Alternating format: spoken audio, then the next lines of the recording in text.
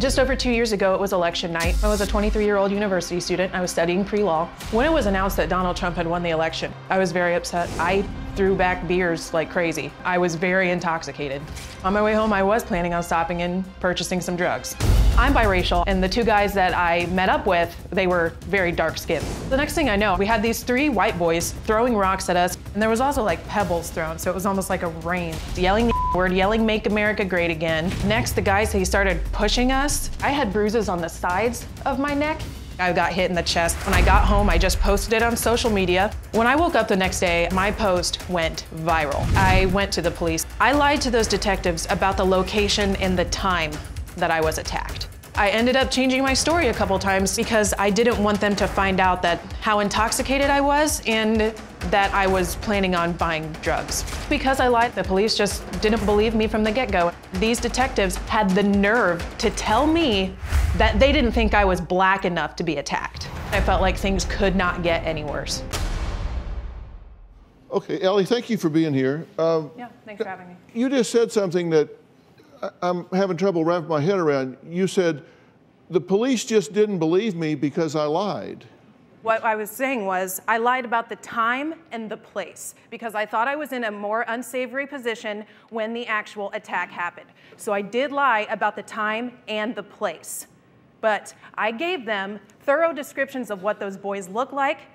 They asked me for things like they wanted to see what clothes I was wearing. So I did tell them I was wearing something different than what I was. But when I asked them if they wanted the actual clothes I was wearing, they shook it off. If you lie to the police, if they say, okay, here's a girl that says, I was drunk, and then says, well, actually, I lied about this and this and this, don't you think human nature is going to be that you lack credibility? I totally understood. I think what hurt the worst was they told me that the bruises on my neck weren't real, even though I was examined at the police station when I filed the report. And they told me that I put it on with makeup. Dr. Phil? Yes.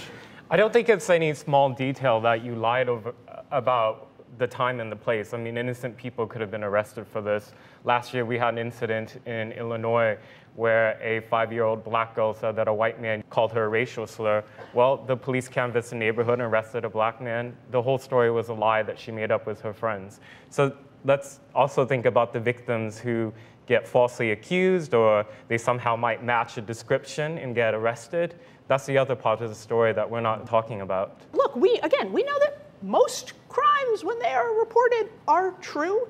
And I think the larger problem is when we are picking and choosing hate crimes and either believing them, not believing them, expressing outrage, not expressing outrage, depending on which side we're on and which narrative they serve, as opposed to acknowledging the reality of hate. Okay, Sally, but they do boil down into individual instances, and then it is on us as rational human beings to determine whether those individual incidents happened exactly the way they said they happened. If social justice trumps individual justice no longer matters. If the narrative matters more than what happens in a specific case, then individual people are hurt. So if you care about people, you should be worried more about evidence and less about the narrative.